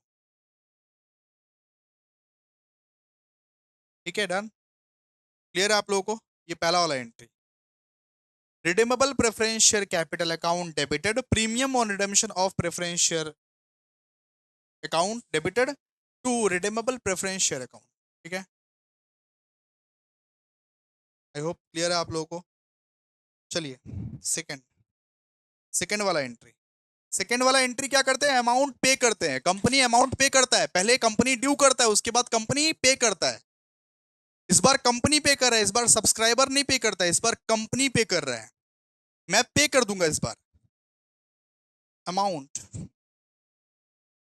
Paid on redemption on preference share. अब company क्या करेगी, अब company पे करेगी, पैसा को पे करेगी। पहले पहले ड्यू करती है, पहले पहले कंपनी ड्यू करती है, ड्यू का एंट्री मार दिए। अब कंपनी क्या करेगी, फाइनली भेजेगी। भेजेगी तो क्रेडिट में बैंक अकाउंट आएगा, भेजेगी तो क्रेडिट में क्या आएगा, बैंक अकाउंट आएगा। ठीक है, तो लिखिए redeemable, redeemable preference share account debited to bank account, to bank account. ठीक है, कंपनी क्या करती है, फिर पे करती है भैया, पे करती है, पे करती है, पे करती है। ठीक है, ओके। अच्छा, जो कंसेप्ट आपको सिखाए थे कि प्रीमियम क्या कंपनी अपना जेब से भरेगा, प्रीमियम सबसे पहले सिक्योरिटीज प्रीमियम से जाएगा, फिर जनरल रिजर्व का यूज होगा, फिर पीएल का यूज होगा, उसका एंट्री अभी करना है। थर्ड थर्ड अब थर्ड वाला एंट्री मतलब, थर्ड वाला एंट्री मतलब वो जो रिडेम्पशन हो रहा है, रिडेम्पशन अमाउंट कहां से रिटर्न ऑफ होगा, रिडेम्पशन अमाउंट कहां से रिटर्न ऑफ होगा, उसका एंट्री। ठीक है, तो आइए थर्ड वाला एंट्री। ठीक है, थर्ड वाला एंट्री। ठीक है, premium on redemption, premium on redemption of preference share, premium on redemption of preference share return of.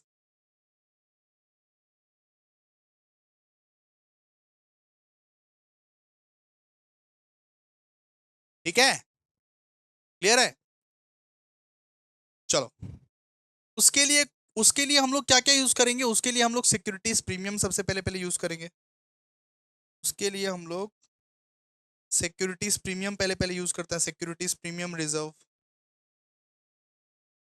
कि वो जो प्रीमियम का पैसा है वो कौन कौन सा रिजर्व से पहला रिटर्न ऑफ होगा, कौन कौन सा रिजर्व से पहले पहले रिटर्न ऑफ होगा, उसका ये एंट्री मार रहा है ना। तो सबसे पहले पहले सिक्योरिटीज प्रीमियम रिजर्व, उसके बाद सिक्योरिटीज प्रीमियम रिजर्व से भी काम नहीं चला तो जनरल रिजर्व का यूज कर लेंगे सर। उसके बाद उससे भी काम नहीं चला तो प्रॉफिट एंड लॉस अकाउंट का यूज कर लेंगे सर। ठीक है, तो securities premium reserve debited, general reserve debited, profit and loss account debited to premium on redemption of preferential account, to premium on redemption of preferential account, preferential account. ठीक है, clear है आप लोगों को। सबसे पहले किसका यूज करेंगे, सबसे पहले सिक्योरिटीज प्रीमियम का यूज करेंगे, उसके बाद जनरल रिजर्व का यूज करेंगे, उसके बाद प्रॉफिट एंड लॉस का यूज करेंगे। ठीक है, सीक्वेंस बाय सीक्वेंस। ठीक है, अब फोर्थ वाला एंट्री मारिए, फोर्थ वाला एंट्री, चौथा वाला एंट्री मारिए। आइए, transfer to capital redemption reserve. अब क्या होगा भैया, अब आप बोले थे कि सीआरआर में ट्रांसफर करना है। अब आप बोले थे कि अगर आप फ्री रिजर्व को यूज करते हो, अगर आप बोले थे फ्री रिजर्व को अगर आप यूज करते हो तो आप सीआरआर में ट्रांसफर करो, बोले थे भैया कि फ्री रिजर्व को तुम अगर यूज करता है तो सीआरआर में तुमको ट्रांसफर करना पड़ेगा, सीआरआर में तुमको ट्रांसफर करना पड़ेगा। ठीक है, तो वही वाला एंट्री मार रहे हैं अभी, transfer to, transfer to capital redemption reserve. Free reserve का हम लोग अगर यूज करते हैं तो हम लोग को सीआरआर में ट्रांसफर करना पड़ता है, transfer to capital redemption reserve. क्या है, देखिए जरा ध्यान से आप लोग। सबसे पहला पहला आप लोग को प्रॉफिट एंड लॉस लेना है, इसमें इसका एंट्री देखिए। अगर आप फ्री रिजर्व का यूज नहीं कर, अगर आप फ्री रिजर्व का यूज करते हो देन आप लोगों को सीआरआर क्रिएट करना पड़ेगा। मैंने आप लोगों को चिल्ला चिल्ला के समझाया है, इफ अगर आप फ्री रिजर्व यूज क्रिएट करते हो, यूज करते हो देन आप लोगों को सीआरआर क्रिएट करना पड़ेगा दोस्तों। तो सबसे पहले आप पीएल अकाउंट लीजिएगा, प्रॉफिट एंड लॉस अकाउंट लीजिएगा। ठीक है, फिर जो भी अवेलेबल रिजर्व बचे होंगे उसका लीजिएगा, इक्विवेलेंट जितना आपने फ्री रिजर्व यूज किया वही वही अमाउंट जितना आपने फ्री रिजर्व यूज किया वही amount. Available reserve account debited to CRR account. CRR मतलब capital redemption reserve account, capital redemption reserve account. Clear है? ओके। भैया क्या बोले, वापस बोलिए। मैं बोला कि पार्ट ए में तो आप लोगों को एकदम लुच्चा लुच्चा एंट्रीज है। अब पार्ट ए में 4 बेसिक एंट्री सिखाए क्या? Fresh issue of equity share, ये bank account to equity share capital account to securities premium account. Fresh issue of preference share bank account to preference share capital account to securities premium account. Fresh issue of debenture bank account to percentage debenture account to securities premium account. Sale of fixed asset bank account to fixed asset account. ठीक है। Loss हुआ तो profit and loss debit में, profit हुआ तो profit and loss credit में। अब part B में आप क्या बोले भैया? पार्ट बी में मैं पार्ट बी में ये आपको बोला कि 4 एंट्रीज आपको लिखने हैं क्या? अब पार्ट बी में आप लोगों को 4 एंट्री सिखाया फॉर रिडेम्पशन ऑफ प्रेफरेंशियल। सबसे पहले पहले तो आपको अमाउंट ड्यू करना है। अगर आप एक कंपनी हो, अगर आप एक कंपनी हो तो अमाउंट पहले ड्यू करना है। अमाउंट ड्यू आप कैसे करोगे? Redeemable preference share capital account debit, premium on redemption of preference share account debit to redeemable preference share account. ऐसे करके आप ड्यू करोगे। अगर प्रीमियम है तो प्रीमियम भी लेना, अगर नहीं है तो मत लेना। फिर एक कंपनी पे करती है, एक कंपनी पे करती है अपने शेयर होल्डर्स को, कंपनी पे करती है redeemable preference share account debited to bank account, pay करती है। फिर वो जो प्रीमियम दिए हो, वो जो एक कंपनी प्रीमियम दिया है तो वो कहां कहां से राइट ऑफ करेगा? वो कहां कहां से राइट ऑफ करेगा? पहले पहले वो सिक्योरिटीज प्रीमियम से राइट ऑफ करेगा, उसके बाद जनरल रिजर्व, उसके बाद profit and loss. Securities premium reserve account debited, general reserve account debited, profit and loss account debited to premium on redemption of preferential account. फिर चौथा में सर आप बोले कि अगर फ्री रिजर्व का यूज किया है, अगर तूने फ्री रिजर्व का यूज किया है देन कैपिटल रिडम्पशन रिजर्व तुमको क्रिएट करना पड़ेगा, देन उस केस में सीआरआर तुमको क्रिएट करना पड़ेगा। तो सीआरआर का जो हम क्रिएट करेंगे उसका लिखने का तरीका क्या है? सबसे पहले पहले तो पीएल अकाउंट लिखेंगे आप। ठीक है, सबसे पहले पहले तो पीएल अकाउंट लिखेंगे, उसके बाद कुछ अगर अवेलेबल रिजर्व है उसके बारे में भी लिख देंगे टू सीआरआर अकाउंट। ऐसे करके सीआरआर क्रिएट हो जाता है। तो यहाँ पे हमारा पार्ट बी भी खत्म हो जाता है।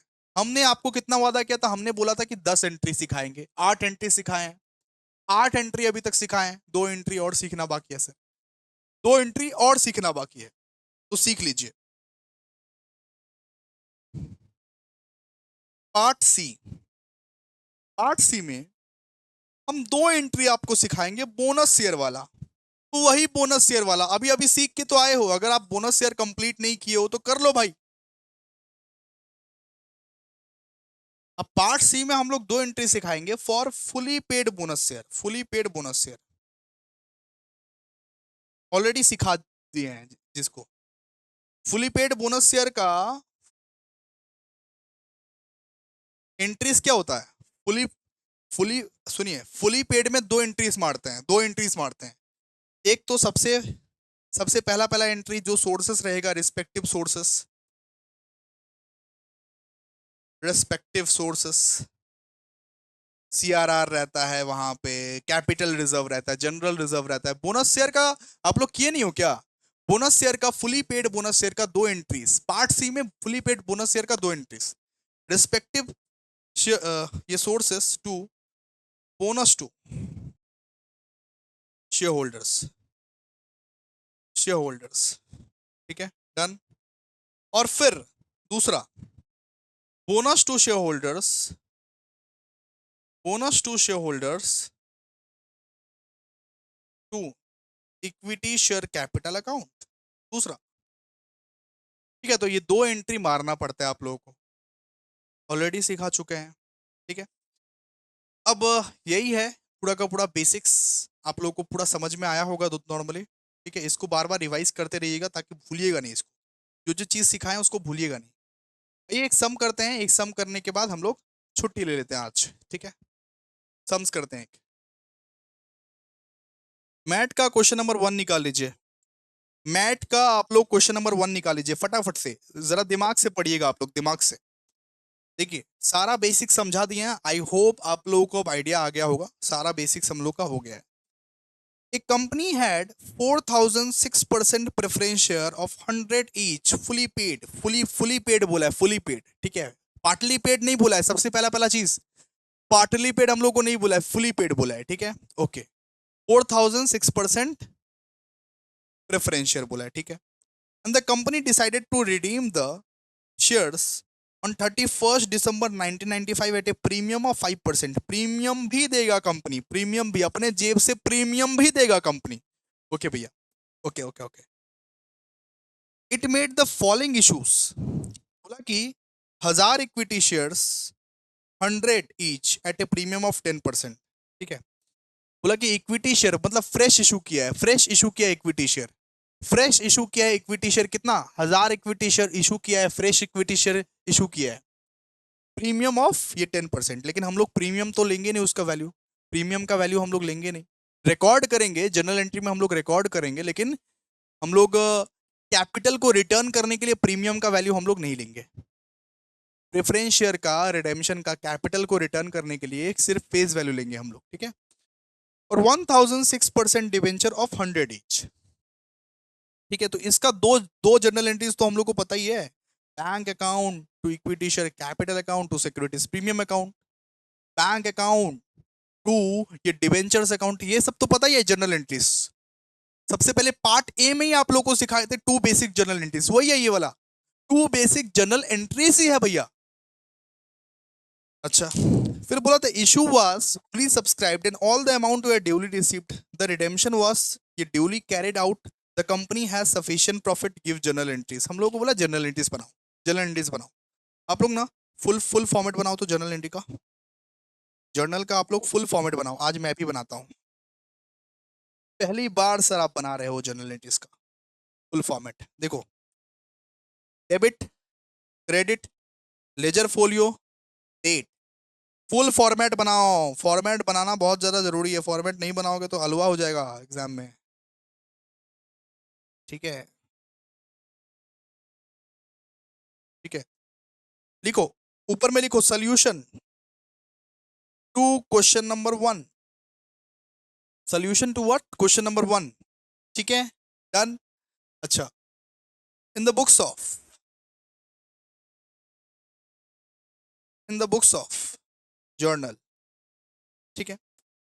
अब जर्नल बाद में करेंगे, लेकिन सबसे पहले पहले एक काम कर लेते हैं, वर्किंग नोट कर लेते हैं, वर्किंग नोट कर लेते हैं, वर्किंग नोट कर लेते हैं। आप जरा देखिएगा किस तरीके से वर्किंग नोट किया जाता है, देखिएगा जरा ध्यान से, ठीक है। आपको देखना पड़ेगा बहुत अच्छे से ध्यान से आप लोगों को देखना पड़ेगा, जरा देखिए। सबसे पहले हम लोग निकालेंगे कि रिडेम्पशन में कितना अमाउंट हम लोग को पे करना है, हम लोग को रिडेम्पशन में आखिरकार कितना अमाउंट पे करना है।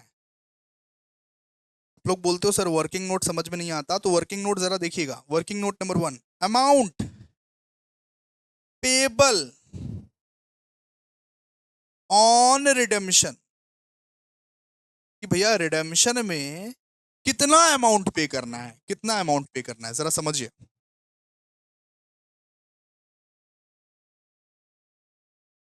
ये 4,000, ये 4,000 प्रेफरेंस शेयर है इंटू 100, कितना अमाउंट हम लोग को पे करना है, सीधा सा बात है, 4,000 इंटू 100, और साथ में 5% प्रीमियम भी दे रहे हो, ठीक है।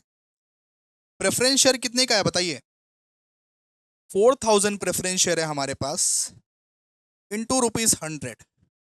हम लोगों को कुल मिला के भैया, कुल मिला के हम लोगों को, कैलकुलेटर कहाँ है, 4,000 इंटू 100, कुल मिला के हम लोगों को 4 लाख पे करना है, 4 लाख पे करना है। और साथ ही साथ बोला है कि सिक्योरिटीज प्रीमियम भी पे कर रहे हैं, सिक्योरिटीज प्रीमियम भी कंपनी पे कर रहा है। तो सिक्योरिटीज प्रीमियम जो है वो 5% पे कर रहे हो आप, तो 4 लाख का 5% करो एक बार, वो होला 4 लाख का 5% करना कितना, 20,000। मतलब कंपनी टोटल कितना पे कर रही है, कंपनी टोटल 4,20,000 देगी, कंपनी टोटल 4,20,000 देगी। 4,000 प्रेफरेंस शेयर इंटू 100, और उसका 5% सिक्योरिटीज प्रीमियम भी देगी, 4,20,000 देगी, 4,20,000, ठीक है। अब ये 4,20,000 में से ये बताइए कि ये जो प्रीमियम का अमाउंट है, प्रीमियम का अमाउंट तो हम लोग पीएल से लेंगे, बिकॉज यहाँ पे जनरल रिजर्व नहीं दिया हुआ है, हम लोग को सिक्योरिटीज प्रीमियम नहीं दिया हुआ है, तो पीएल से ही लेना पड़ेगा, ठीक है भैया। पीएल भी तो नहीं दिया हुआ है, पीएल दिया नहीं रहता है, पीएल से ले लेते हैं ऐसे ही हम लोग, ठीक है। ये जो 20,000 है, ये जो सिक्योरिटीज प्रीमियम है, ये क्या हमारा खुद का जेब से आएगा क्या? क्वेश्चन में सर बोला था कि सिक्योरिटीज प्रीमियम रिजर्व से लेना या फिर जनरल रिजर्व से लेना। अगर जनरल रिजर्व भी नहीं मिले तो पीएल से लेना। तो ये जो है, ये 20,000 जो है, ये पीएल से हम लोग को लेना पड़ेगा, प्रॉफिट एंड लॉस अकाउंट से हम लोग को लेना पड़ेगा। राइट ऑफ कहां से करेंगे? राइट ऑफ करेंगे पीएल से। ये 20,000 को हम लोग राइट ऑफ कहां से करेंगे? पीएल से, because SPR is not given. Securities premium reserve नहीं है, जनरल रिजर्व भी भैया नहीं है, तो कहां से लेंगे हम लोग? पीएल से लेंगे। पीएल लेकिन क्वेश्चन में नहीं दिया हुआ है, क्वेश्चन में दिया नहीं रहता है, हम लोग को एज्यूम कर लेना पड़ता है पीएल है। पीएल है ऐसे एज्यूम कर लेना पड़ता है। एसपीआर नहीं है कोई दिक्कत नहीं है, जीआर नहीं है कोई दिक्कत नहीं है, पीएल को होना ही पड़ेगा, ठीक है। तो ये जो 20,000 है ना, इसको हम लोग पीएल से राइट ऑफ कर देंगे, बात खत्म, बात खत्म। अब बोला मेन कैपिटल जो है, मेन कैपिटल, मेन कैपिटल कौन सा है? मेन कैपिटल जो है, मेन कैपिटल हमारा 4 लाख है। उसको या तो आप fresh issue of equity share से इशू कर सकते हो, fresh issue of equity share से ले सकते हो उसको, मेन कैपिटल को fresh issue of equity share से ले सकते हो, या तो फ्री रिजर्व से ले सकते हो। फ्री रिजर्व में तो कुछ है नहीं, सिर्फ पीएल है, तो पीएल से ले लो, क्या दिक्कत है, ठीक है। आप बताओ दोस्तों, working note number 2, main capital. मैं क्या बोला कि प्रीमियम का तो एडजस्टमेंट हो गया, प्रीमियम तो पीएल से ही लेंगे सर, प्रीमियम हम लोग पीएल से ले लेंगे, कोई दिक्कत नहीं है, पीएल से ले लेंगे प्रीमियम। मेन कैपिटल कितना है? मेन कैपिटल, मेन कैपिटल आप लोगों का 4 लाख है, 4 लाख। अब इसका सेटल कैसे करें, इसका सेटल कैसे करें? तो इसमें हम लोगों को 2 रास्ते बताए थे, fresh issue of equity share and preference share से जितना पैसा आएगा उसको यूज कर सकते हो, या फ्री रिजर्व। तो ये बताइए, fresh issue of equity share दिया हुआ है क्वेश्चन में, fresh issue of equity share. भैया फ्रेश इशू ऑफ डिबेंचर भी दिया हुआ है, उसको ले ले क्या? नहीं गधो, फ्रेश इशू ऑफ डिबेंचर को नहीं लेना है, fresh issue of equity share को लेना है, और सिर्फ फेस वैल्यू लेना है, और सिर्फ फेस वैल्यू लेना है। तो fresh issue of equity share कितना है? 1000 इंटू 100। प्रीमियम मत लो, प्रीमियम नहीं लेना है उसका, प्रीमियम नहीं लेना है, fresh issue of equity share का सिर्फ फेस वैल्यू हम लोग को लेना है, ठीक है। तो मेन कैपिटल हमारा है 4 लाख। अब fresh issue of equity share जो है वो कितना है बताइए? 1000 इक्विटी शेयर्स ऑफ ₹100। कितना? ये 1 लाख होता है, 1 लाख होता है भैया। अभी भी 3 लाख बच रहे हैं, अभी भी 3 लाख बच रहे हैं। तो ये 3 लाख जो है ना, फ्री रिजर्व से लिया जाएगा, ये 3 लाख जो है फ्री रिजर्व देगा, फ्री रिजर्व से हम लोग लेंगे ये 3 लाख। फ्री रिजर्व के नाम पे हमारे पास क्या उपलब्ध है? कुछ उपलब्ध अगर नहीं है तो प्रॉफिट एंड लॉस उपलब्ध है, ठीक है। कुछ इंफॉर्मेशन अगर क्वेश्चन में नहीं दिया हुआ तो प्रॉफिट एंड लॉस उपलब्ध है हमारे पास, ठीक है। प्रॉफिट एंड लॉस अकाउंट उपलब्ध है हमारे पास। तो 1 लाख हम लोग fresh issue of equity share से ले लिए, अब बाकी का 3 लाख कहां से लेंगे? प्रॉफिट एंड लॉस अकाउंट से भैया। बाकी का 3 लाख हम लोग कहां से लेंगे? प्रॉफिट एंड लॉस अकाउंट से, प्रॉफिट एंड लॉस अकाउंट से। क्लियर है? आई होप आप लोगों को समझ में आ गया। नहीं समझ में आया प्लीज एक बार बैक करके जाके देखो, बहुत अच्छे समझाए हो, बहुत अच्छे समझाए हो आप लोग। प्लीज एक बार कमेंट करो, 1 घंटे 1.5 घंटे से लेक्चर चल रहा है, प्लीज एक बार कमेंट करो आप लोग। सबसे पहला पहला वापस समझा रहे हैं, सुनो। सबसे पहला पहला निकाले अमाउंट पेबल ऑन रिडेम्पशन, कि आखिरकार हमें शेयर होल्डर को कितना वापस करना है, कितना वापस करना है। 4000 प्रेफरेंस शेयर था, 100 करके वैल्यू था, तो 4 लाख, 4 लाख ये तो हमारा हो गया मेन कैपिटल। और साथ साथ बोला कि 5% का सिक्योरिटीज प्रीमियम भी दे देना, तो 4 लाख का 5% अगर किए तो 20,000 निकला, ठीक है। तो ये जो सिक्योरिटीज प्रीमियम है, वहां पे एक रूल था कि सिक्योरिटीज प्रीमियम कंपनी अपने जेब से थोड़ा ना देगी, नहीं देगी ना। कंपनी ने बोला है कि सिक्योरिटीज प्रीमियम को या तो आप सिक्योरिटीज प्रीमियम रिजर्व में दे सकते हो, रिजर्व से दे सकते हो, क्वेश्चन में नहीं है वो, या तो जनरल रिजर्व से दे सकते हो, क्वेश्चन में वो भी नहीं है। तो क्वेश्चन में अगर एसपीआर नहीं है, जीआर नहीं है, देन आप क्वेश्चन में ये मान लो कि पीएल है, देन हम लोग इसको ना पीएल से राइट ऑफ करेंगे। ये जो 20,000 है ना, ये इसको हम लोग पीएल से राइट ऑफ करेंगे, बात खत्म, बात खत्म। अब आप बोले, आप बोले भैया प्रीमियम का लफड़ा सॉल्व हो गया, 125 में से 25 का लफड़ा सॉल्व हो गया, हम एक एग्जांपल दिए थे ना, 125 में से 25 का लफड़ा सॉल्व हो गया। अब वो 100 रुपए का लफड़ा तो अभी भी है ना, मतलब ये जो मेन कैपिटल है, मेन कैपिटल ये जो 4 लाख है, ये जो मेन कैपिटल है उसका लफड़ा तो अभी भी है। तो उसके बारे में हम लोगों को बोला है कि तुम या तो fresh issue of equity shares का पैसा यूज कर सकते हो या तो फ्री रिजर्व का पैसा यूज कर सकते हो, ये दोनों के अलावा कुछ यूज मत करना, ये दोनों के अलावा कुछ यूज मत करना। तो fresh issue of equity share 1000 equity share था इंटू 100, प्रीमियम को काउंट नहीं करना है, प्रीमियम को काउंट नहीं करना है, सिर्फ फेस वैल्यू लेना है हम लोग को। तो 1000 इक्विटी शेयर्स इंटू 100, 1 लाख।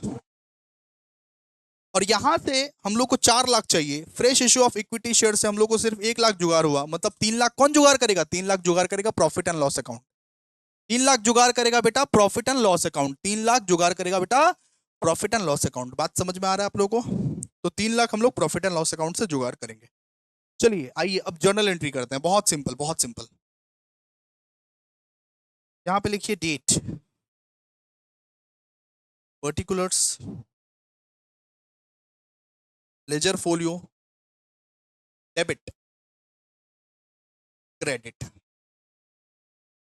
ठीक है, सबसे पहला पहला इक्विटी शेयर्स इशू हुआ है भैया, इक्विटी शेयर इशू हुआ है, इक्विटी शेयर का एंट्री मारिए। सबसे पहला एंट्री जो है इक्विटी शेयर इशू हुआ है उसका एंट्री मारिए। Bank account debited to equity share capital account to securities premium account.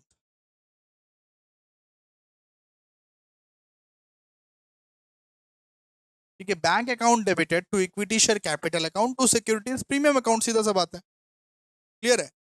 अब बताइए कितने का शेयर इशू हुआ, इशू कितने का शेयर हुआ भैया? 100 रुपए करके फेस वैल्यू था और ये 10 रुपए करके प्रीमियम था, तो 110 रुपए करके हुआ ना, 110 का हुआ भैया। मैं बोला हाँ ठीक है। 1000 इक्विटी शेयर आपको बैंक अकाउंट से कितना आया, 1000 इंटू 110 रुपया, प्रीमियम का 10 रुपया, प्रीमियम का 10 रुपया था और 100 रुपया इसका था। बात समझ में आया? तो यहाँ पे होगा 1,10,000, यहाँ पे होगा 1 लाख, यहाँ पे होगा 10,000। ठीक है सर, डन, क्लियर। अब आप नरेशन लिखिए फटाफट से, यहाँ पे मैं डिक्टेट कर रहा हूँ, लिखिए। Being 1000 equity share of 100 each, being 1000 equity share of 100 each were issued at a premium, being 1000 equity share of 100 each were issued at a premium of rupees 10, were issued at a premium of rupees 10 as per board's resolution number dot dot dot dot dot dated dot dot dot dot। ठीक है, clear है, लिखिए। चलो second में क्या हुआ भैया, debenture भी इशू हुआ भैया, डिबेंचर भी इशू हुआ। डिबेंचर को कंसीडर नहीं करना है, लेकिन डिबेंचर का एंट्री तो करना है ना, एंट्री तो करना है ना। डिबेंचर इशू हुआ तो लिखिए बैंक अकाउंट डेबिटेड टू, कितना परसेंट डिबेंचर था बताओ, 6% डिबेंचर था। Bank account debited to 6% debenture account.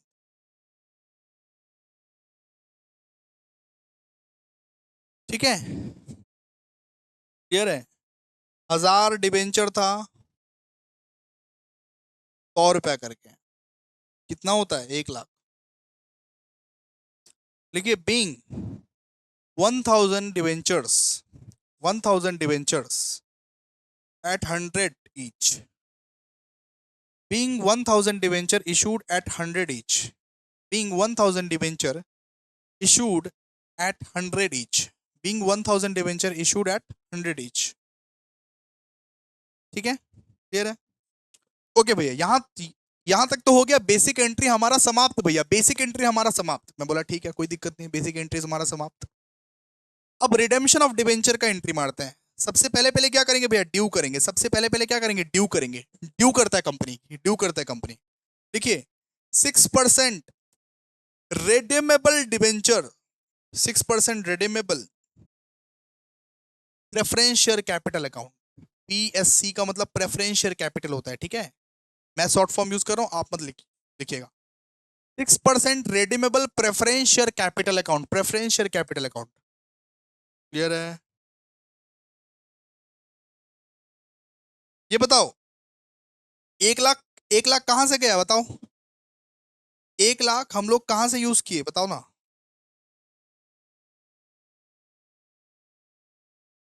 भैया 1 लाख तो हम लोग हमारा fresh issue of equity share से हम लोग यूज कर लिए। ठीक है, 1 मिनट, वर्किंग नोट का है, वर्किंग नोट का है। ठीक है, कितने का था बताइए? रिडेम्पशन में हम लोगों को कितना कितना कितना पे करना है? रिडेम्पशन में 4 लाख, 4 लाख पे करना ना, सॉरी वर्किंग नोट देखना भूल गए। 4 लाख पे करना है, सीधा यहाँ लिख दिया ना 4 लाख, 4 लाख लिखिए ना 4 लाख।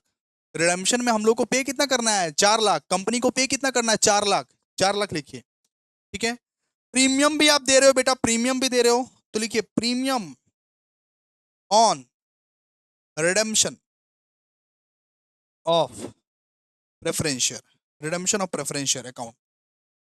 प्रीमियम कितने का दे रहे हो? प्रीमियम कंपनी कितने का दे रहा है? 20,000 का, 20,000 का भैया प्रीमियम दे रहा है, 20,000 का प्रीमियम दे रहा है। फिर लिखिए 6% redeemable, 6% redeemable preference share holders account, preference share holders account, preference share holders, PSH लिखे, प्रेफरेंस शेयर होल्डर्स अकाउंट। ठीक है, फुल फॉर्म यूज कर लेना आप लोग, शॉर्ट फॉर्म मत यूज करना। कितना? 4,20,000। ठीक है, डन। लिखो इसका नरेशन, लिखो लिखो इसका नरेशन फटाफट से। Being redeemable preference share, being redeemable preference share and premium, being redeemable preference share and premium transferred to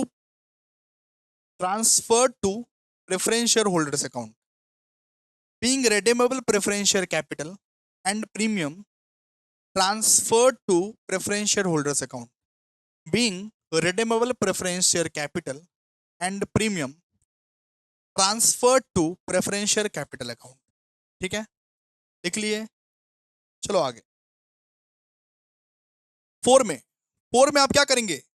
4 में कंपनी क्या करती है बेटा? 4 में कंपनी करती है नेक्स्ट, नेक्स्ट क्या करती है कंपनी? नेक्स्ट कंपनी पे करती है, नेक्स्ट कंपनी पे कर देती है, नेक्स्ट कंपनी पे कर देती है। कैसे? एंट्री होगा 6% redeemable preference share holders account debited, 6% redeemable preference share holders account debited. Company जब पे करती है तो बैंक अकाउंट से जाता है ना, बैंक अकाउंट से चला जाता है तो यहाँ पे क्रेडिट होगा। ठीक है, 6% redeemable preference share holders account to bank account. कितना? 4,20,000 पे किया है कंपनी ने, 4,20,000। नरेशन लिखिए।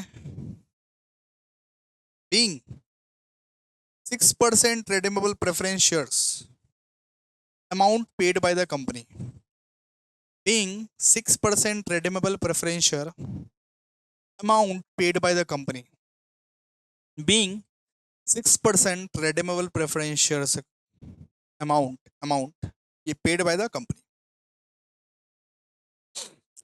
अब क्या होगा भैया? अब हम लोग राइट ऑफ करेंगे, राइट ऑफ। अब देखिए जरा ध्यान से आप लोग, अब क्या करते हैं? राइट ऑफ करते हैं, राइट ऑफ वाला एंट्री होता है। राइट ऑफ, ये बताइए कि वो जो रिजर्व था, रिजर्व, वो जो प्रीमियम था, प्रीमियम का जो पैसा था 20,000, जो प्रीमियम का पैसा था 20,000 रुपए, जो प्रीमियम का पैसा था, वो कहां से यूज किया आपने? प्रीमियम का जो पैसा था वो कहां से यूज किया? वो कहां से यूज किया? क्या आपने सिक्योरिटीज प्रीमियम का यूज किया? नहीं भैया, वो तो था ही नहीं। क्या आपने जनरल रिजर्व का यूज किया? नहीं भैया, वो तो था ही नहीं। तो क्या था? Profit and loss account. Profit and loss account को राइट ऑफ करके आपने वो प्रीमियम का पैसा जुटाया है दोस्तों। प्रॉफिट एंड लॉस अकाउंट को राइट ऑफ करके वो प्रीमियम का पैसा जुटाया है। ठीक है, तो फिफ्थ में लिखिए profit and loss account debited, profit and loss account debited to premium on redemption of debenture account. वो जो प्रीमियम इकट्ठा मैंने किया है प्रॉफिट एंड लॉस अकाउंट का राइट ऑफ करके, तो premium on redemption of debenture account, redemption of debenture account कितना, 20,000 20,000, अरे भैया 20,000 20,000, ठीक है, डन, क्लियर है, ओके। फिर 6, देखिए अब क्या करना पड़ेगा अगर आप फ्री रिजर्व का यूज किए हो, जी भैया किए हैं फ्री रिजर्व का यूज, फ्री रिजर्व का यूज किया है क्योंकि फ्रेश इक्विटी शेयर्स 1 लाख का था और 3 लाख का हमने फ्री रिजर्व का यूज किया हूं, हमने फ्री रिजर्व का भैया यूज किया है, फ्री रिजर्व का यूज किया है। अगर आप फ्री रिजर्व का यूज किए हो बेटा, उस केस में आप लोग को सीआरआर क्रिएट करना पड़ेगा, याद है कि नहीं, उस केस में आप लोग को सीआरआर क्रिएट करना पड़ेगा, सीआरआर क्रिएट करना पड़ेगा। लिखिए फटाफट से, कौन सा फ्री रिजर्व का यूज किया, प्रॉफिट एंड लॉस अकाउंट का, लिखिए profit and loss account debited to capital redemption reserve account, कितने का, 3 लाख का, 3 लाख 3 लाख, ठीक है, डन। आई होप आप लोगों को सब समझ में आया होगा, बहुत बढ़िया तरीके से समझ में आया होगा। चलिए अच्छा इसका और इसका आप लोग ये नरेशन लिखिए फटाफट से, आइए फिफ्थ का, फिफ्थ का पहले नरेशन लिखिए, फिफ्थ का लिखिए नरेशन, लिखिए the premium payable on redemption shares provided, the premium payable on redemption of shares provided, ठीक है। और इसका लिखिए, इसका 7 का लिखिए, 6 का लिखिए, लिखिए transfer of profit and loss to capital redemption reserve, being transfer of profit and loss account to capital redemption reserve, to capital reserve, ठीक है, क्लियर है। तो आई होप आप लोगों को बहुत अच्छा लगा होगा, समझ में आया होगा। अगर समझ में आया है तो प्लीज एक बार कमेंट जरूर कर दीजिए, प्लीज कमेंट लाइक शेयर जरूर कर दीजिए, एक डन का कमेंट जरूर दे दीजिए। अगर आपने इस मोमेंट तक पूरा पूरा लेक्चर देखा है तो एक डन का कमेंट जरूर डाल दीजिएगा। Thank you so much guys, बहुत अच्छा लगा आप लोगों को पढ़ा के, थैंक यू सो मच। अगले लेक्चर में मिलते हैं, थैंक यू।